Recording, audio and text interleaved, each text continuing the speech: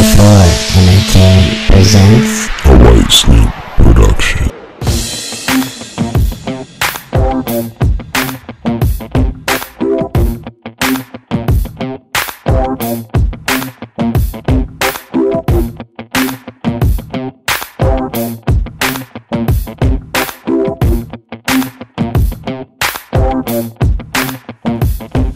And welcome back to another episode. This is the White Snoop T-Rose Show. I am the White Snoop. This is T-Rose. Of course, today we're going to be talking about the Central Division, and we're going to return tonight with Derrick Rose, who's returning to the starting lineup of the Chicago Bulls. So, long awaited. I think obviously watching him play in the preseason, he's saying he looks good, he looks great. Yeah. So obviously the year off was worth it. Absolutely. He took a lot of grief for not playing, and the media kind of blew out of proportion. I personally think the team could have handled it a little bit better, but that's for here or there as far as I'm concerned. I think it was just the media's crazy. Yeah, no, I think it was a combination of the two. But as far as I'm concerned, it's over and done with. He's back, and I expect this team to be right atop of the Eastern Conference, second or third seed. I have them second. They're definitely contending to win the conference. They're definitely one of the teams that the Miami Heat need to be worried about. Yeah. Sure. This kid Jimmy Butler kind of came out of nowhere. Yeah. They finally found a shooting guard because that was our joke for a while. The Bulls didn't have a shooting guard. Yeah. Yoki Noah was looking good. Yeah, you just gotta stay healthy. He's got the foot issues now. So of course, the things that look good for them now. We have Boozer and Dang. Well, but there's a lot of questions to where they stand going forward. I'll be honest. Well, it's funny because Boozer last year probably had one of his better seasons when Rose wasn't there. Yeah. And whenever Rose is there, Boozer's been. I mean, there's some nights where you don't even know he's playing. So if but he still hasn't been what he was when he was at Utah. No, I agree.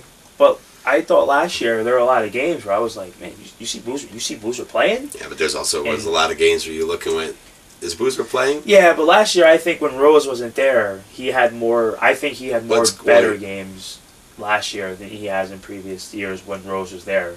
So if he can just put that together. I mean, I think the interesting thing with the Bulls though is, and their owner, has been known, even though they're in a large market, to be cheap, and there has been talk of Boozer being on the move. Of course, there's been trade rumors, a lot of trade talks. Amnesty rumors too. Yeah, amnesty rumors. And there's been talk about moving Taj Gibson, who they just re-signed, up into the starting role. No, that's definitely a possibility. And now I guess they won't talk to Dang about a contract extension now. So there's the possibility that those two guys this could be their last season with the Chicago Bulls. Well, and it's. Well, I know Boozer's got. I think it also just one other note, just on that. I think it'd be interesting if they could be traded before the season's over, which can completely change the outlook of where the Bulls stand in the league. Well, I know Boozer's got this year and next year left, mm-hmm. and I believe Dang has just this year. This is his last year. Okay.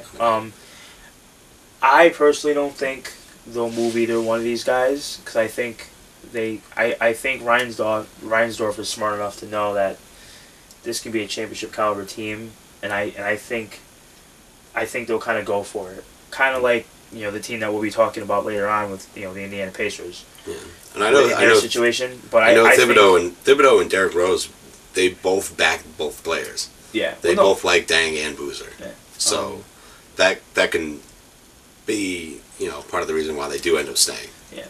So. But I also think that if they're lights out, number 2 in the East, how do you potentially blow up your team by trading 2 of your starters? I mean, it's definitely It could also depend on what deal comes across. Well, that too, but better them having to make that decision than me because it'd be hard for me. To me, as far as I'm concerned, there really isn't much more to say about Chicago. I've always been a Kirk Heinrich guy. People used to make fun of me because I like Kirk Heinrich, but I'm a Kirk Heinrich guy. I mean, he's really nice going out their bench. He can play both guard positions. Yeah, he can defend. He can defend. They have a couple of guys on the bench. The bench isn't real. They have the linebacker Nazir Mohammed. Yeah. As we mentioned before. LeBron James' best friend. Yeah. So yeah, they added Mike Dunleavy too. Oh yeah, stretch the floor at the stretch three. the floor. Yeah, no, that's a nice acquisition for them. So yeah, not really sure there's anything else really to say. We it's definitely towards the top of the East. Yeah. I have them as my second seed. Yeah, behind Miami. I agree. I can see that.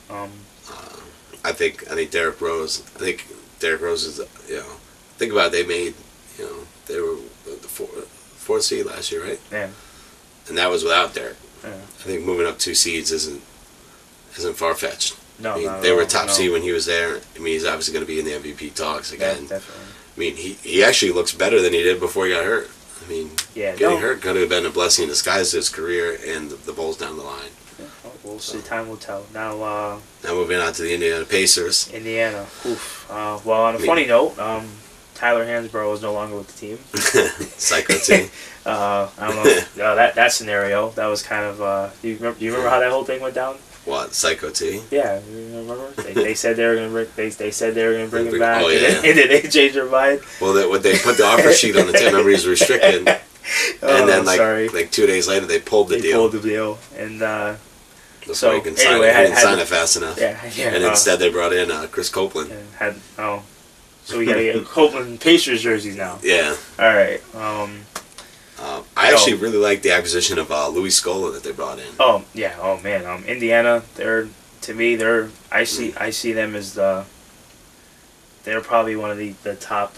As far I have them at the 3. Yeah. I have them right as behind far as Miami, Chicago, Indiana. Yeah. But as far as being a legit threat to the Heat, obviously I think they're probably they're definitely one of the.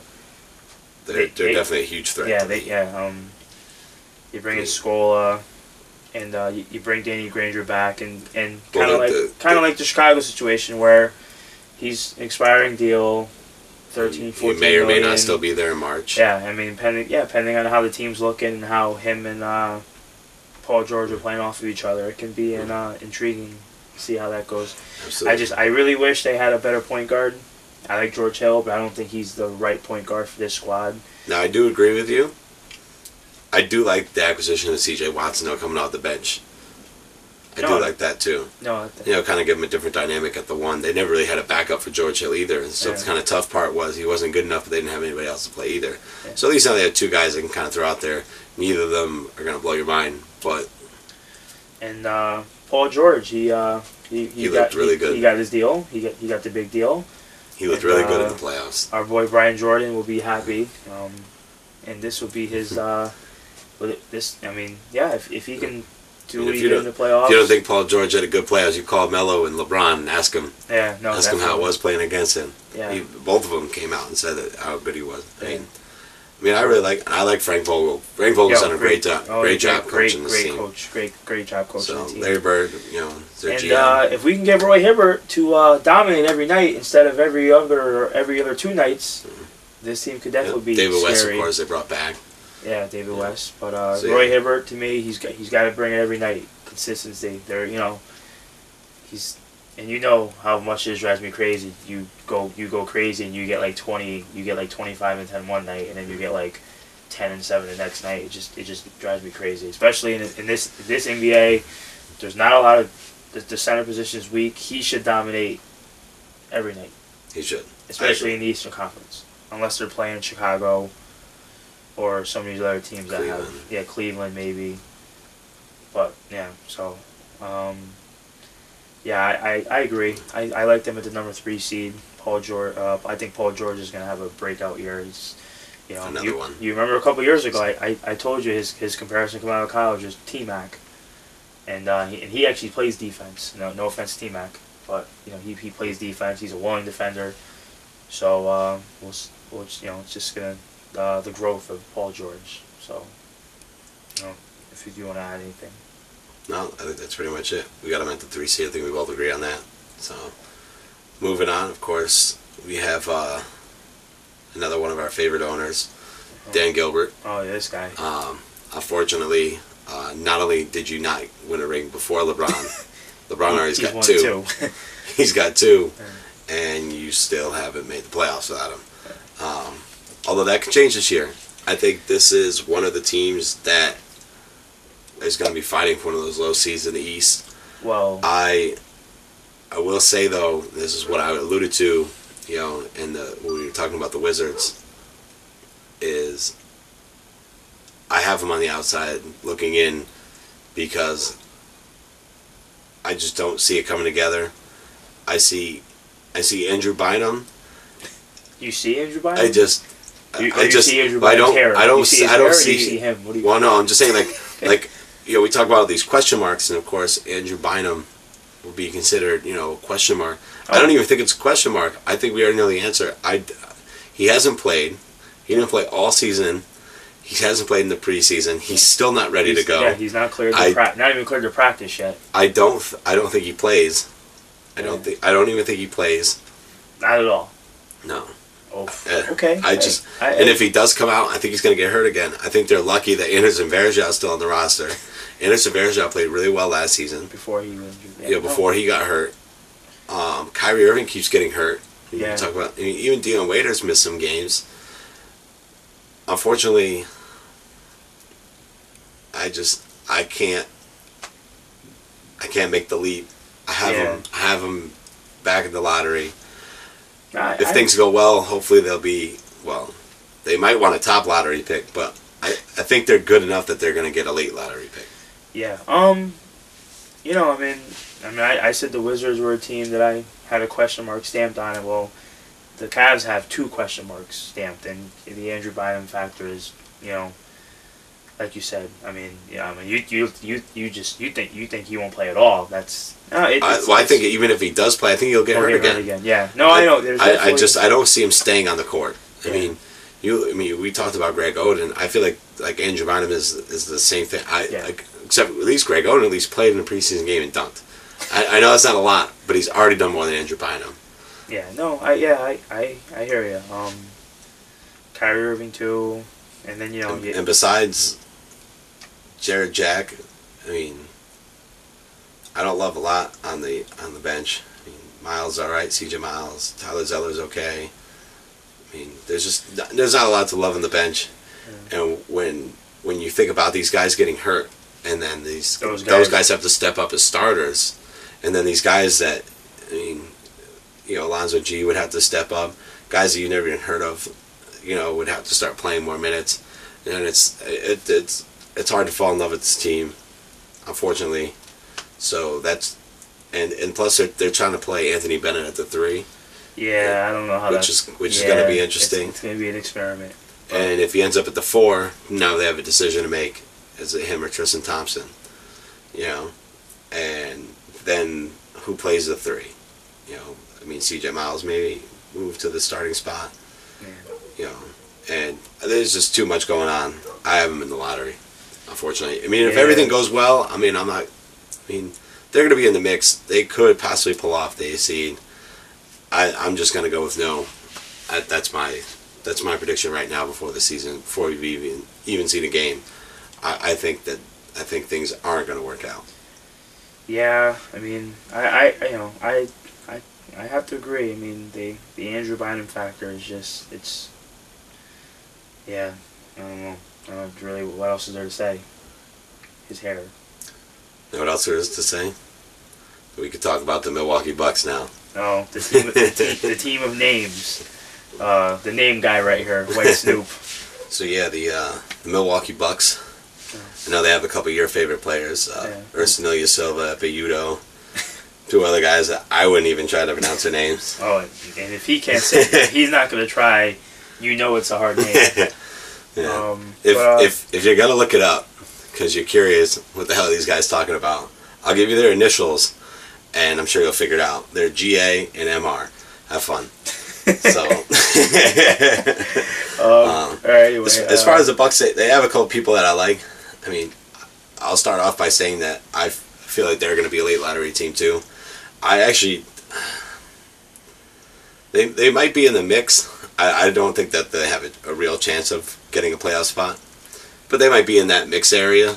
Kind of like the guys, some of those teams that look like they're going to make the playoffs until like February, and then you're like, oh no, they're really not going to make the playoffs. Oh. The Bucks might be in that category. Oh. Kind of like the Blazers were, where people like in December were like, well maybe, and then in January and February they were like, no. Well, you're being a lot more generous than I am, because I don't think I don't think they have much of a shot at making the playoffs. Well, I didn't say they're going to be in. I said if they're would- lucky, they might have a nice start and look like they might be in the mix. I mean, I see them ending in like somewhere around maybe 11, 12, like Yeah, no, I agree. I maybe don't, 10. I don't even think they'll have that much nicer a start though. I mean, I'm just saying maybe. I'm talking best case scenario. okay, all right. Well, you're being nice with best case. I mean, I look at this roster. I mean, their best player is OJ Mayo, and what has he done in the NBA? I mean, they have a couple of nice pieces. That's about it. I mean, OJ Mayo, You know, Luke Ridnour is okay. Yeah, around. You know, Cron Butler is okay. Ursula Yusuf, as we mentioned. Yeah. You know, Larry Sanders was nice then, you know, defensively for then them. we have the player without a position, Brendan Knight. Maybe you know he's kind of floating around. Doesn't really have a definite position in the league. Delfino's decent. Yeah. They're the team that stole Gary Neal that we talked about yesterday. And they have Zaza. Oh, Zaza Pachulia? Is he in? Where is he on? Oh, he is on there. Huh? Yeah, so, yeah, see. I forgot about him. But Oh, never mind. Maybe they will. No, I'm just kidding. I'm just kidding. No, I definitely agree with you. I have them, 11th, 12th seed. Maybe 10 at best. A huge turnover. Obviously, they had the dynamic backcourt with the two, Good news for Zaza Pachulia, though. I just want to throw this out there. He is reuniting with his coach from the Hawks, Larry Jurd. Oh, okay. all is well in the world for Zaza. So maybe the 9th seed. Maybe, okay.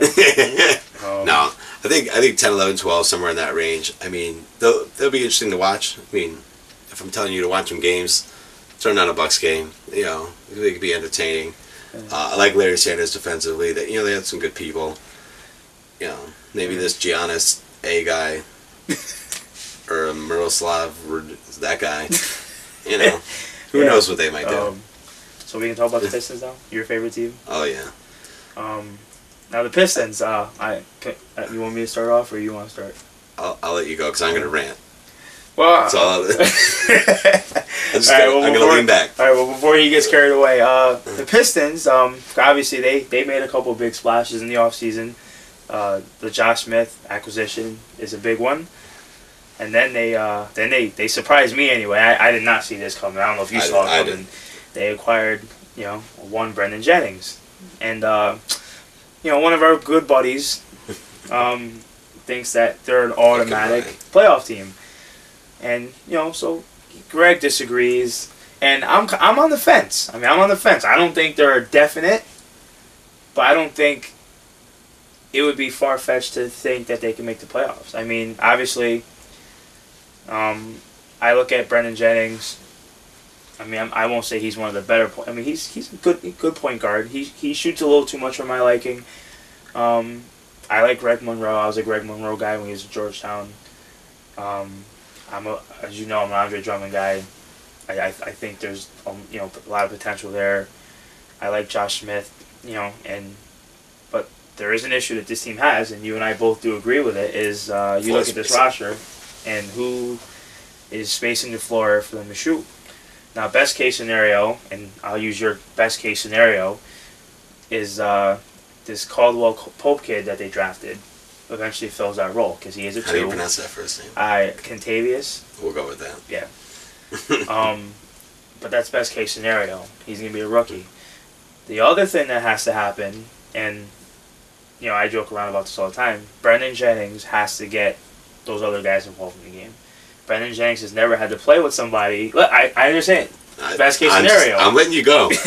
Let me know when you're done, and I'll go.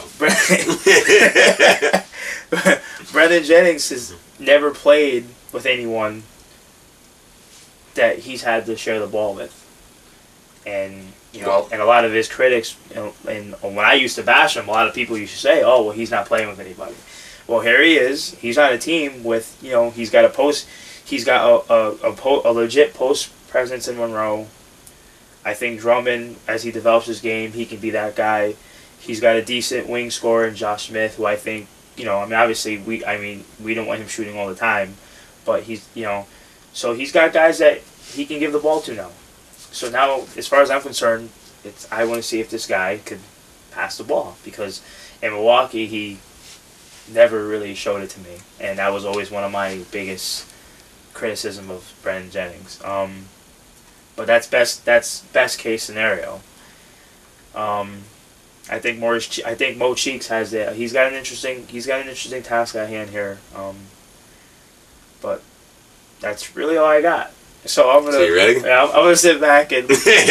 I've heard the rant. So I got some new stuff. Though. Oh, there's new stuff. Okay. I got some of the old stuff, but I got some new stuff. So can I sit back now? Okay. Yeah, you're ready. Right. Just lean back. You ready for this? All right, let me. Just remember, when it comes to the Pistons, let's not forget the man on the bench.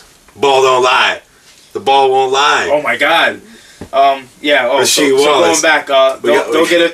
There'll be a few extra technicals on the Pistons bench this year. Thanks, Rasheed. They're gonna lose 2 points a game just on him, and he ain't even playing. Ball don't lie. No. So well, first let's talk about some of the good things about the Pistons that you kind of touched on. I actually have a lot of faith in Andre Drummond. I think after watching Andre Drummond, like I know there's a lot of questions about him coming out of college. I mean, I know you're more of the college guy than I am. So I kind of watched him in the NBA, and before I develop my opinion, I actually believe that Andre Drummond will grow into one of the better centers in the NBA. I know that he was getting a lot of Dwight Howard comparison. I don't know if he's going to end up being the best in the game like Dwight Howard. But he could definitely move up into some of that mix, like kind of where Joakim Noah and Marc Gasol. I think he can get into that conversation. I really do. I like Greg Monroe. He's been nice.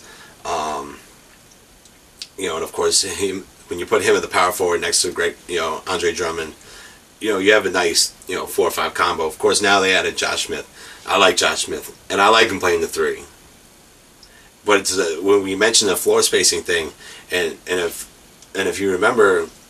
Last year, when we talked about the Nets, you talked about their combination when they had Brook Lopez, Reggie Evans, and Gerald Wallace, and that was their starting 5-4-3, and there was no floor spacing, which made the jobs of Joe Johnson and Darren Williams so difficult that they had trouble scoring themselves because it was so easy to defend because you just collapsed the paint. And all you had to do was just keep this guy out of the paint. And Brandon Jennings is going to do exactly what Darren Williams had to do. You're not going to be able to get in the paint. You're going to get stuck settling for jumpers. And jumpers don't win championships. And I just think that's such a huge weakness. And that's one part of the weakness. Second weakness is now we're going through the starting lineup is the 2 spot. I mean, who's supposed to start in the 2 spot? I mean, ESPN hasn't updated their depth chart, so I don't know who Mo Cheeks has listed. I know you mentioned Caldwell Pope as a possibility, and that's only if that works out. Chauncey Billups, of course, might be in the conversation. But the thing is even if he does start, I don't see Billups playing more than 15-20 minutes. And unfortunately for Billups, and I know I'm going to say the opposite when we come to Kobe Bryant, and it's only because Kobe Bryant's a beast. But when you look at Chauncey Billups, how old is he? And he just tore his Achilles. Go look up the stats. Nobody comes back from that. And just these guys that are in their late 30s that hurt their Achilles don't come back. I don't see Billups playing more than 15-20 minutes a game, and I don't see him being anything like he was before he got hurt.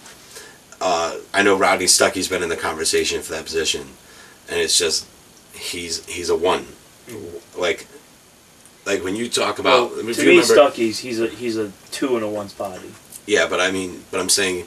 Oh yeah, Well, you look at remember Golden State had all those issues with Mane playing at the 2 and Stephen Curry, and it's just that they struggle with that backcourt. Remember Mane went to Milwaukee, played with Brandon Jennings, and that backcourt struggled. I just don't see any of these guys working well next to Brandon Jennings, especially defensively.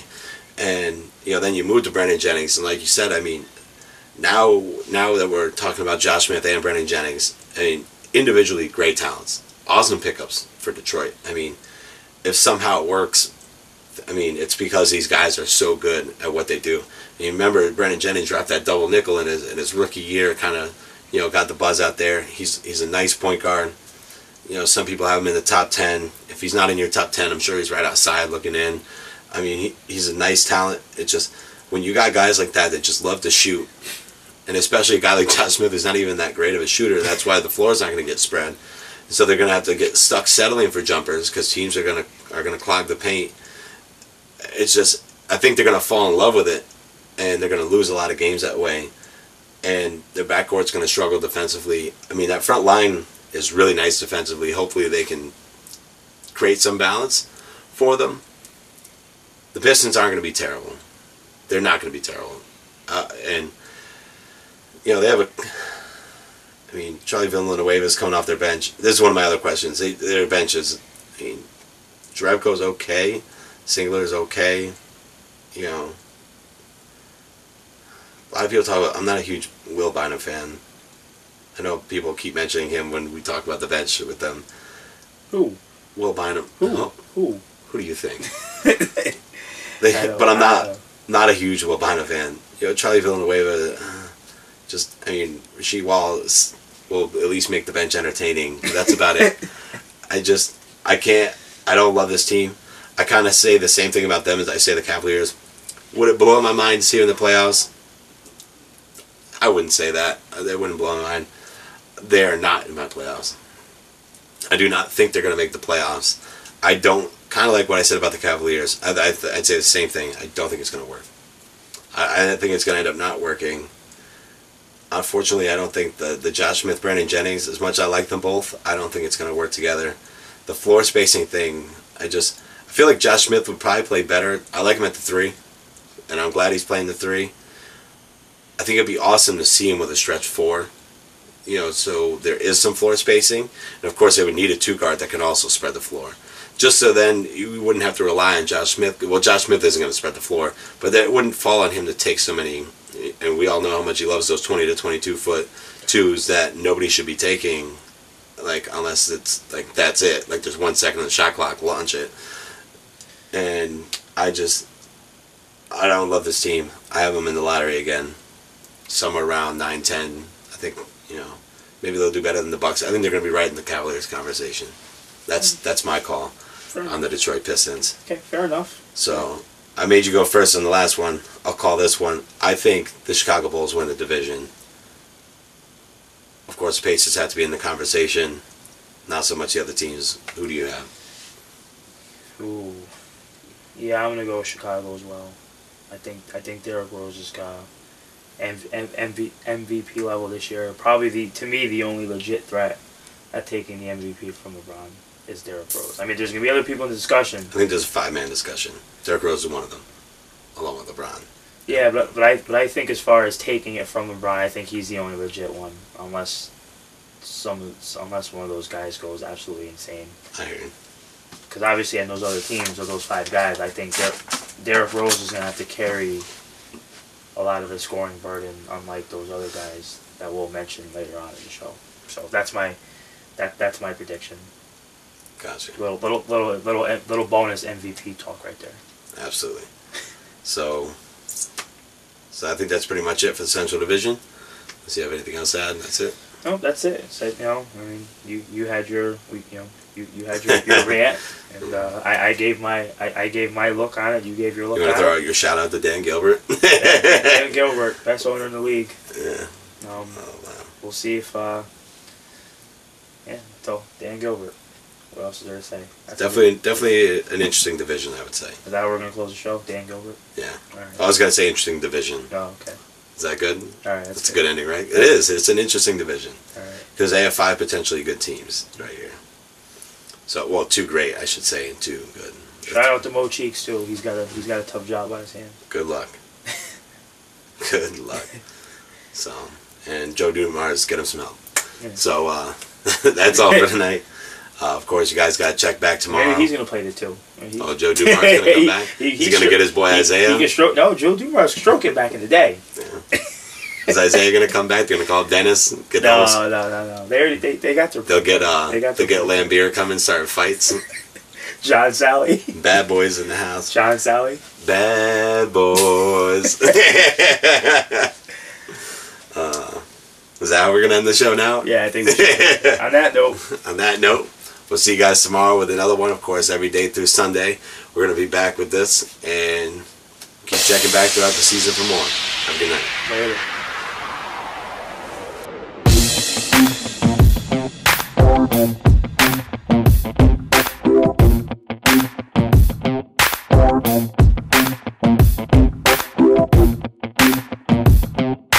Thank you.